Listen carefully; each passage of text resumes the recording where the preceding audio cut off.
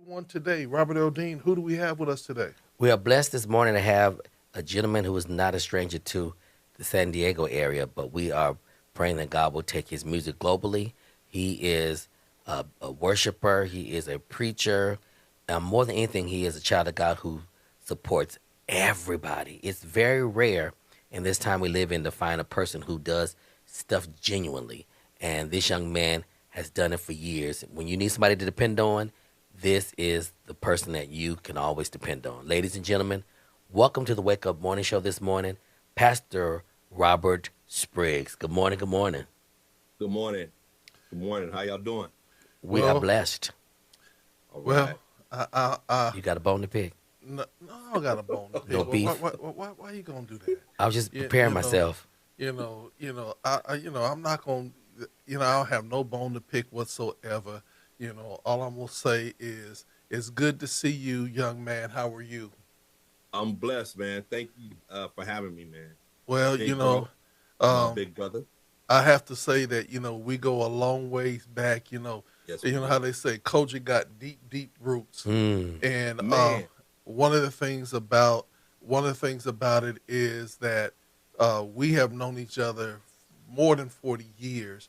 But I easy. first met you because you're a PK kid, and all of us Yes, were sir. so around the church. Let's just talk about your beginning and your start, growing up as a PK kid, growing up with a brother who people thought y'all were twins, and all the things of that nature. Let's just start right there, Hmm. my friend. So, yeah, as you stated, I am a PK. My dad is Pastor Robert Spriggs Sr. He's gone on to be with the Lord. Um, he started pastoring when I was 5. The name of the church was Deliverance Church of God in Christ. And my little brother Raymond, we're actually 2 years apart, but people thought we were twins because my mom would always dress us in suits. We have on the bow ties and the cummerbunds, and people would just call us twins. So, yeah, growing up as a kid, all I knew was church, church, church. I felt like a drug baby Mhm. because my mama and daddy literally drug us to church every waking moment. It seemed like we were in church. I didn't understand it back then, but I understand it now, and so that has allowed me to really love God like unconditionally because um, I've gone through a lot of things, but it's definitely been the church that have saved me, kept me together. So, So let me ask you this question: growing up in the church, what were the things that you just absolutely just had a ball with, and some things that you just said that you just wish it would have never taken place in your life? growing up in the church, I love the fellowship, man. I love going to like Ames. I love YPWW. We have the little competitions with other churches, other youth departments. That was cool. The thing that let's see, um, the thing that really well that it hurt me, but at the same time, it made me a better person. Is I grew up next door to an OG from a gang, and so um, I of course I lived a double lifestyle because I wanted to. I saw the glitz and the glamour and all the money and the video vixen type young ladies. So I dillied and dabbled in that, Hmm. um, but really it made me stronger because I learned, excuse me, I learned early on how to really be a soldier for Christ. And so, although it was a bad thing, at the same time, it helped to save me and helped to shape the person who I've become. So, Wait a minute, you mean to tell me that the Kojic young man was involved with gang activity? And because I never saw you leave the church, so you mean you was right. banging while you was still going to church? Yep. Yep. So Yes, sir. so I lived so a double life. so tell me, how did that go in the church? Did you have, because I literally told people that I've had Bloods on the drums and Crips in the Uh huh. choir. Uh huh. How Uh did huh. you navigate that, being that you probably had rivalries within your church? Man, it was crazy. Yeah, the church was off limits. Hmm. Like that was our safe space. Okay. So if there was any beef going on, it was never on the church grounds. It was never around the saints. I catch you in the hood type Mhm. of deal. So, um, but that was back in the day where there was order and structure. Mhm. Now, youngsters, they do whatever they want to do. They don't even listen to the OGs anymore. So, um, I'm blessed to be out of Mhm. that lifestyle, and away from that stuff. So, So I want to say, Rob, I'm gonna pitch it over to you, Hmm. but I remember first seeing you and your brother on stage, okay, and it was the first time that I ever really heard what they call Christian rap. Hmm. And I okay, remember at St. Steve, I was in the back of the church. I was uh in huh, the vestibule when they used to have the little glass area where you could yep, walk in and everything like that. And you guys were rapping, and you used the kind of like a lyric from the musical vibe from Gilligan's Island. You know, All you saints out there better give your lives to Christ. We want you all to know that we rappers are rapping for Christ. yeah. I said, I said, did these Negroes just bring in Gilligan Island up into the church and everything? That was back in the The day. back in the day, and I started saying, the young people were sitting up there like, "What's Gilligan's Island? What's Right, right, right, was there an island named Gilligan?" right. But that was the very first time I actually heard Christian rap, and so you and your brother were always on the cutting edge. Let me ask you a question: why Christian rap? Because you guys can sing too. Why did you guys decide to do rap? Well, believe it or not, so I sing with Eddie Boucher Band Fulfillment, and so back in the days in the late '80s, um, we were on tour, and we were singing. I think we're singing in Riverside, and so people know him by now. They know him now as Jazzy Faye, the producer. But he and his brother were rapping on tour, and so my brother heard him, and he came back to San Diego and said, "Hey man, I heard these dudes was doing gospel rap. Man, let's do it." And so I'm like, "Okay, let's do it." So that's how we got started with the rapping um, in San Diego, and we added a third member, Daniel Wright Senior, our god brother. So it was the three of us who were the Sanctified Rappers. Yeah, I laugh about it because I learned something more about you. For some reason, I thought that your brother was the oldest and you were the Mm-mm. youngest. I'm the Yeah. oldest. He's taller and bigger, but Uh, I'm the oldest. all right, Robert. Now let's go with the singing. You were in a group called the Faithful Few with your brother Earl Woods, Yes, sir. Yes, my sir. sister Linda Gildine, Yep. Merlin, and Raymond. Yep. Who else? Was it Patricia? Antoine Gill, Natalie Hmm. Gill, um, um, James Gill Jr. was in there. Call him Bodie. He was in the group too. Yeah. And that was all Faithful. your family members. All my cousins. Yep. All my cousins. And I always forget that Earl Woods was your brother. Hmm. You know what Yeah. I'm saying?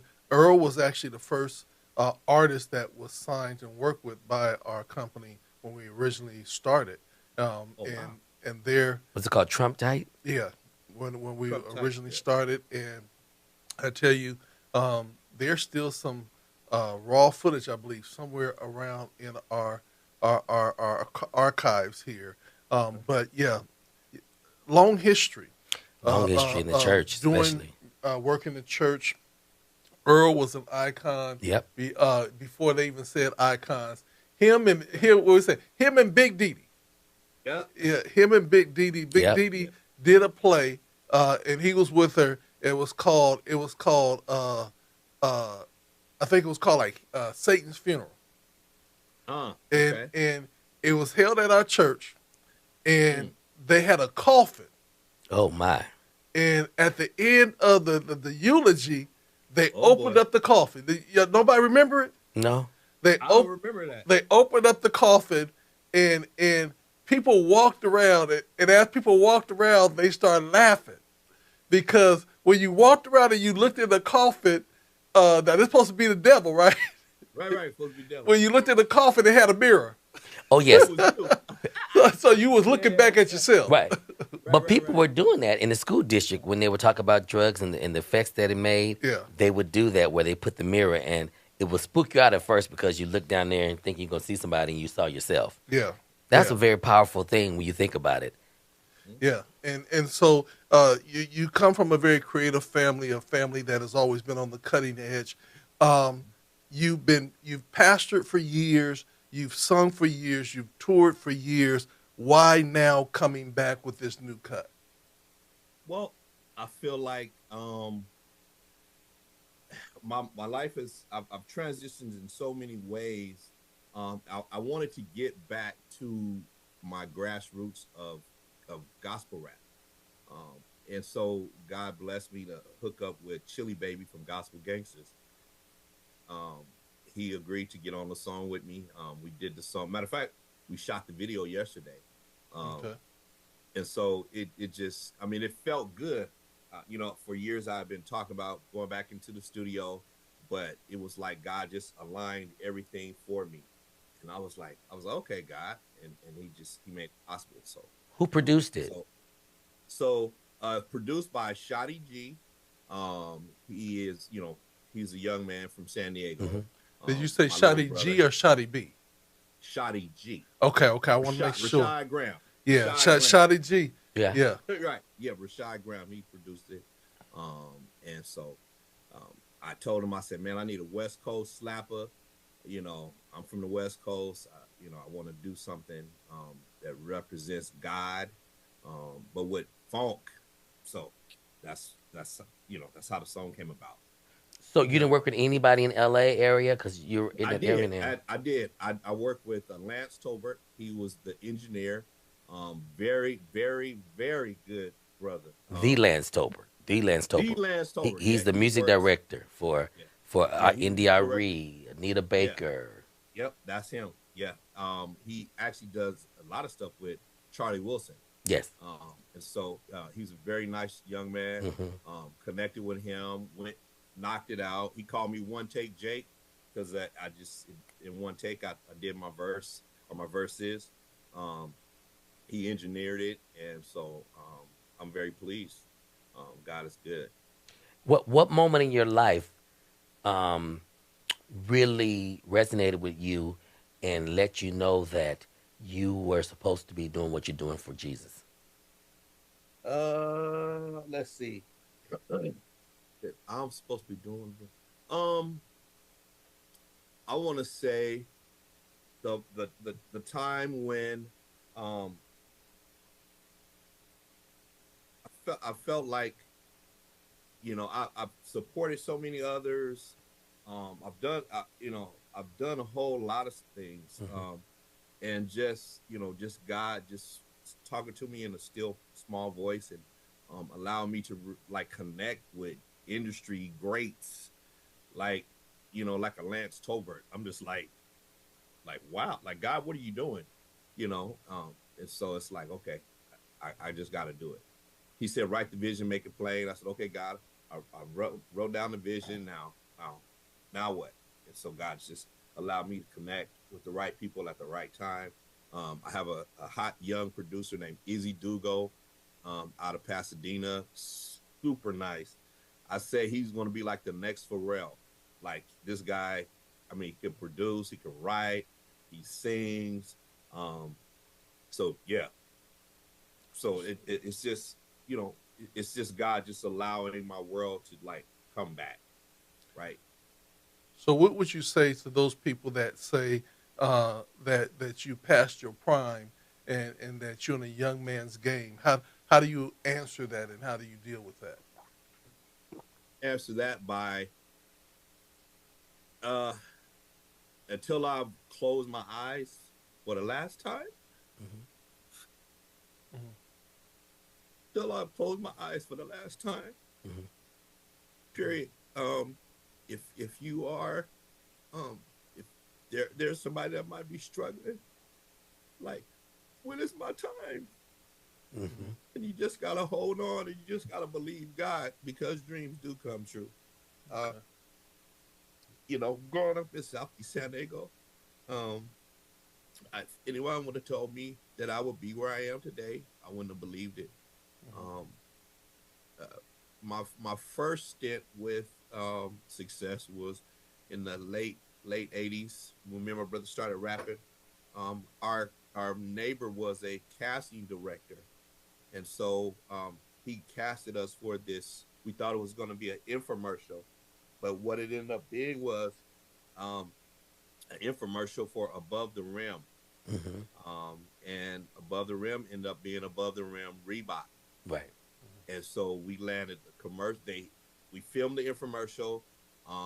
They aired it on national television during the NCAA men's basketball Division I men's basketball tournament. I remember. They aired it during the Final Four. We immediately got the call to go back in the studio to record. Um, just coming from the hood to where I am now, I'm just blessed, man. I'm blessed. What is it? What did it mean to you to have a praying mother who everyone loved? Everything, Okay. Yeah, every that came from one of the listeners. They wanted to know that. yeah. Having a prayer mom is I'm still reaping the benefits. Oh yes. Hmm. I'm still reaping the benefits. Every time something good happens, I remember those prayers. Even when I'm going through, Hmm. I remember those prayers. God, take care of my baby. Yep. I remember. Hmm. I remember. And what people have to know too that are listening, that God has no time limit. None at He all. can use anybody when he wants to because he's time. Remember he said, Hmm. "Let there be," and there And there was. was. Don't let nobody discourage you from your dreams, from Right. your visions. God can use anybody. All he wants is a sincere heart who wants to be a vessel to be used. You know, so Hmm. many people will try to dim your light and make you feel like you're not worthy or you're not good enough. Those are people who don't have their own dreams. But those of you that are dreamers and you believe what Keep God told dreaming. you, I will encourage you to go forth and let Yes. God do the rest. Because people don't make you or break you, but God is the one that hires and fires you. Now I'm going to do. Amen. In addition to that, I want to say this: Hmm. make sure that you're in God's will, Hmm. and Yeah. that is God's purpose for your life. Hmm. A lot of Right. times, like they say, a lot of people went instead of being called, True. and so there's so many times where we want to do something, but we always have Hmm. to ask God, is that our assignment Hmm. in that Right. season We have to. and in that time? The one thing about you, Minister RJ, is that you have been relevant and stay relevant because you're always surrounded by young people. And I know that as you go forth and you all do what you do, and Yes, you sir. do what you do, you're always very conscious of what is happening on the street, and also what's happening in the church. And so when I asked the question about when they say, "Are you too old?" I said there is a process when you get to our age Hmm. that still makes Yeah. you relevant Come on. because you are still connecting with the people. And so I always Yeah. try to tell people, don't let people make age a factor Hmm. because music is timeless. Timeless. If it's good, it's timeless. And you Yes. see that with Uncle Charlie, you see it with John Yep. B. Key, you see it with all these Hmm. different artists Isley out there. Brothers. Yep. Exactly, because good music is good music, and so I want to encourage you that it's not even a time frame if it's too late or not. It's just that the Right. fact that is what you're sharing relevant to the people that are listening. And the funny thing about it is those that like old school rap is gonna come back and say, "Oh, finally we got something." Right. See, Yeah, there's always a Right. demographic. yeah. Right. So I wanted to just ask before we you introduce this track and let's talk about it. Okay. What's up next for you? You know, and I just want to say that KBRG, the Bridge Gospel Radio, is tuned in, and so we say good morning to you all and thank you Good for morning. tapping in. Good morning. Yeah, go ahead. So next I'm working on a major project that I can't talk about. Okay. But it's something major. All I can tell people is just keep their eyes open. Hmm. Okay. Keep your eyes open and your ears open too, because the music and everything is going to link together. So, So, are you getting ready to go on tour with Chili Baby? You know, Chili Baby's a great friend. right. Actually, I have not yet talked to him about it, but one of the things that I love about him is if people once they hear the single and they want us to come, he said he will come with me to tour stops. So Once Yeah. people hear That's the a blessing. song, my goal is when people hear it, they start calling right away and want to book us, and then we'll do spot dates. Because he's actually on tour right now with Bria Yeah. Miles, Camp 8 Republic.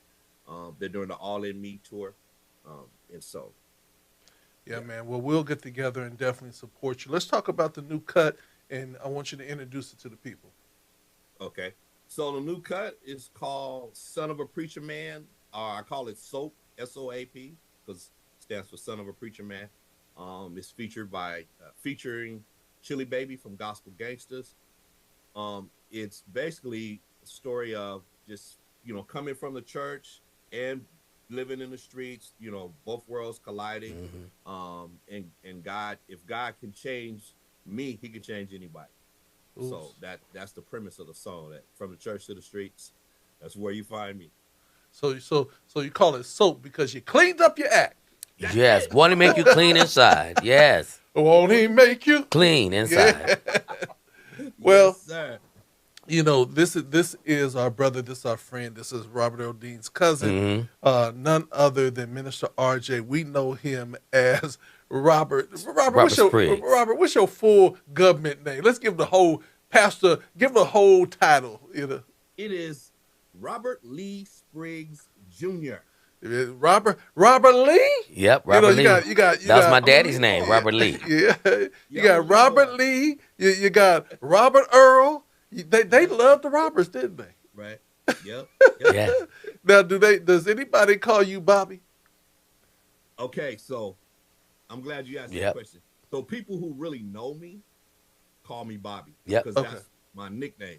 So if you don't really know me and you call me Bobby, I won't respond to you. Yeah. I'll look at you like, oh, who are you? Yeah. Right. Well, watch Paul this. we know, Jesus we know. Who are you? Yeah. Right. Wait. I've only known you as Robert, so I I've thought known I him as knew. all of them. Right. Well, we're very excited to Yes, we are. have one of our brothers and our friend that Yes. we have been laboring in the vineyard for so long, coming back out as again. Been here before, done it again. Yes. He's back again with a new cut, Minister RJ. Even better, yes. This is called "Son of a Preacher Man," featuring Chili from Gospel Gangsters, right here on GOD Radio 1. .com.